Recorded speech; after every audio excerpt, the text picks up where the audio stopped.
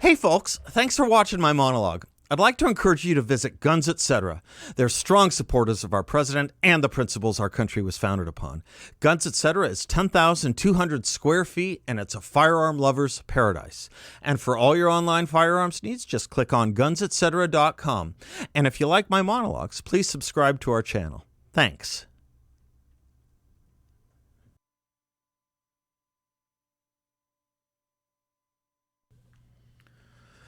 Well, welcome back. Monday, March 30th, 2020. Before I get to my regular monologue, let me just give you the latest breaking news here in Arizona as it's come over the transom. You may have heard Arizona Governor Doug Ducey has issued a stay-at-home order for residents of Arizona.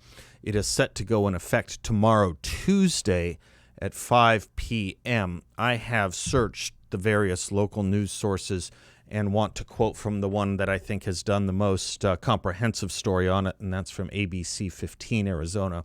Kudos to them. I am quoting from them. Governor Ducey referred to his declaration as a stay-at-home, stay healthy, stay connected order, saying it promotes physical distancing while also encouraging social connectedness. You can get a full copy of the order at abc15.com. Again, I'm happy to commend them for having put it up. Others not yet. State health officials said 20 people have died from the virus as of Monday, and a total of 1,157 cases have been confirmed in Arizona. According to the governor's order, essential businesses will remain open, and that list of essential businesses was outlined by the governor in a previous executive order, which is also linked. Some of the businesses, and I'll just summarize, that are considered essential include healthcare and public health, hospitals, entities, biotech companies, human service operations, especially those that provide services for the elderly and those with developmental disabilities, infrastructure operations like food production and utility operators, government functions, including first responders, grocery and medical providers, organizations that provide charitable and social services, gas stations, it looks like banks, plumbers, electricians, mail, and there's an entire list.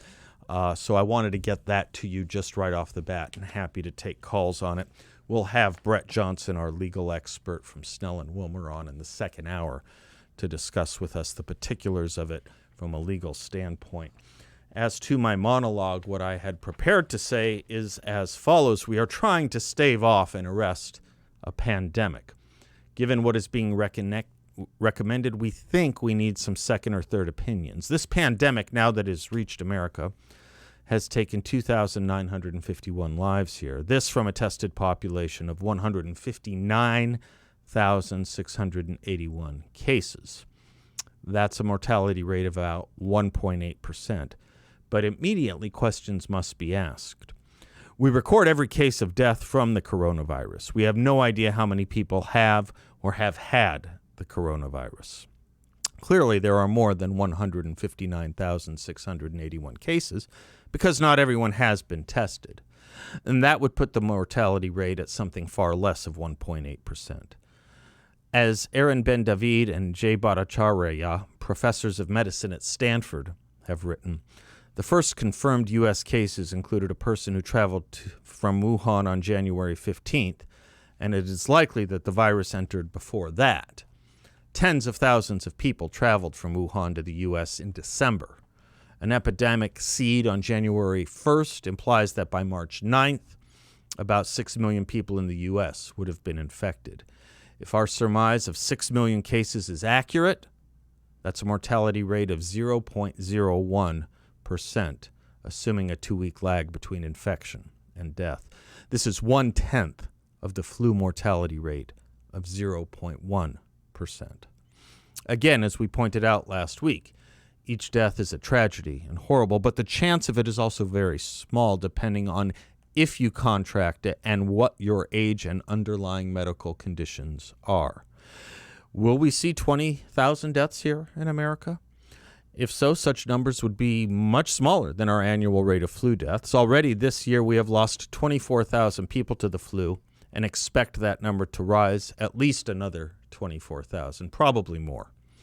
Coronavirus deaths at half the flu number would also be much smaller than our annual rate of opioid overdose deaths, 46,802, or annual deaths due to motor vehicle crashes, 33,654.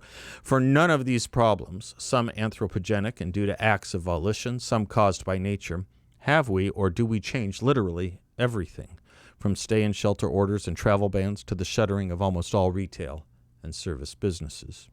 I think we've lost perspective.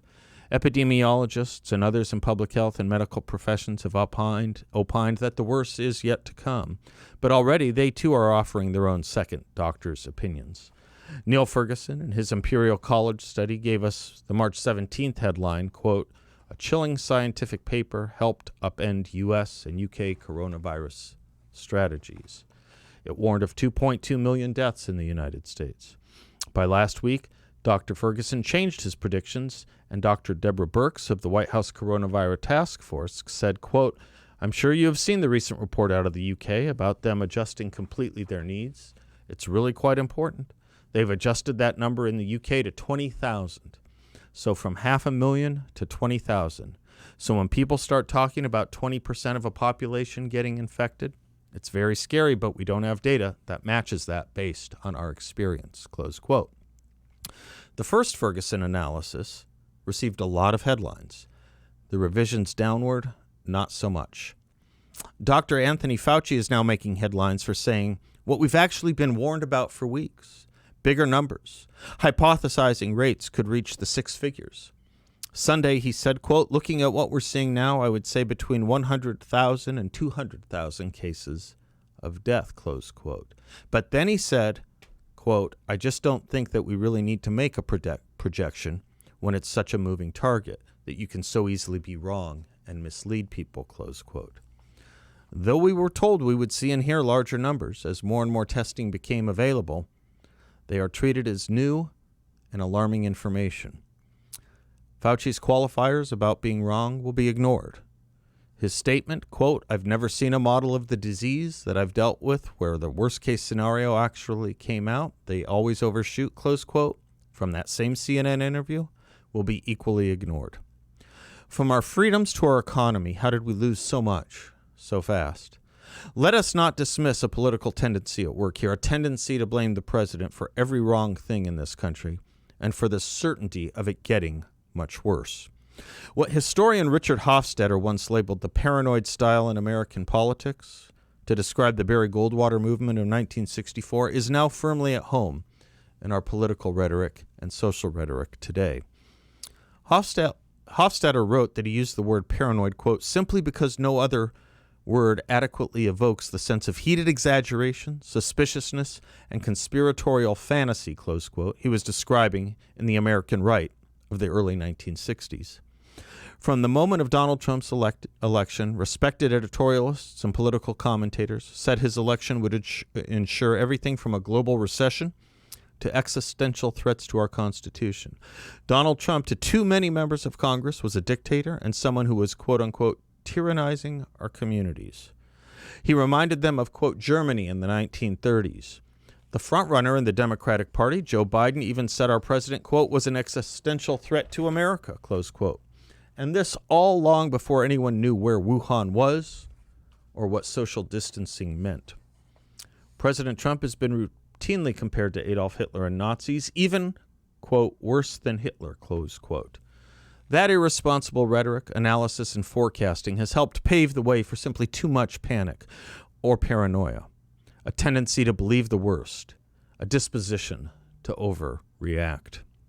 To help restore a sense of calm and normalcy, we ought to look at the disease at its center of harm and engage something like a more vertical strategy, as Thomas Frieden recommended, sequestering those among us most likely to be killed or suffer long-term damage by exposure to coronavirus infection, while basically treating the rest of the society the way we have always dealt with familiar threats like the flu. The horizontal strategy of restricting the movement and commerce of the entire population without considering the varying risks is too blunt, too paralyzing, and too haunting. Barring that, Professor Hofstadter, though wrong about it in the 1960s, would be right about today, where we truly are shutting down America and harming a great many Americans based on the worst fears that have not been true and are not on the horizon. We are scaring the hell out of the citizenry. So, a few additional statistics help counsel a lowering of our national temperature. The vast majority of deaths from the virus are of people over the age of 70 with underlying frailties. The focus on New York, where, of course, most of the media is based, is also flooding and distorting the picture for the rest of the country. But what happens there is not what is happening everywhere. For example, our most populous state, California, is showing 11% of the deaths in New York. Texas, our second most populous state, shows nothing like the caseload in New York, with a death toll at 41. Don't think hysteria is the coin of our political realm. Listen to Richard Benedetto, former White House correspondent to USA Today, and our guest later in the show today. Quote, leafing through the first section of Sunday's print edition of the Washington Post, nearly every headline seemed designed to scare the bejesus out of readers already nervously confined to their homes because of the coronavirus. The page one banner headline splashed across the full 6-column width in bold type read, quote, death toll surges past 2,000 in the U.S., close quote. To dramatically illustrate that point, the paper carried a photo of a face-masked military police carrying a coffin. But the caption tells us the coffin was not in the U.S. It was in Italy, where the death toll has surpassed 10,000. Other apocalyptic March 29 headlines on the Post front page, quote, the U.S. economy's downturn has exposed pre-existing flaws. Inside Trump's risky push to reopen the country, world's poor face grave new hardships while in isolation. States' needs overwhelm unprepared stockpile. And this all before even getting to the op-ed pages. Again, our plea. Look at the numbers. Look at everything, rationally, and let us reclaim a sense of proportion. We have a problem. Let's focus our solution on it without defining pandemonium up. Paranoia and overreaction do not suit our democracy well. I'm Seth Leibsohn. We'll be right back.